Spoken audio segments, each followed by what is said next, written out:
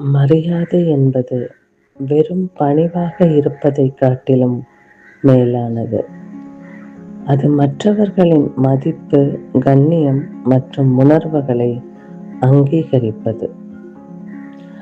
நமக்கிடையான வேறுபாடுகளை கடந்து நம்மை இணைக்கும் ஒரு பாலமே மரியாதை.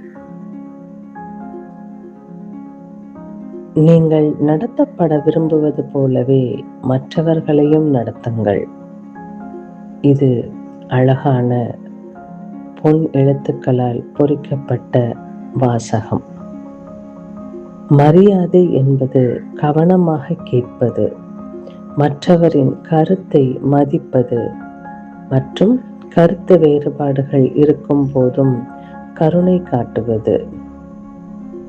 மரியாதையை கோரி பெற முடியாது. அதை நமது செயல்கள், வார்த்தைகள் மற்றும் பரிவுணர்வு ஆகியவற்றின் மூலம்தான் சம்பாதிக்க வேண்டும்.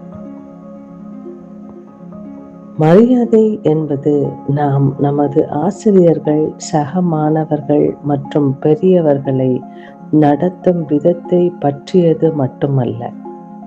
அது சுயமரியாதையிலிருந்தும் தொடங்குகிறது. நாம் நம்மை மதிக்கும் போது சிறந்த முடிவுகளை எடுப்பதோடு மற்றவர்களையும் உண்மையான நன்றி உணர்வுடன் நடத்துகிறோம்.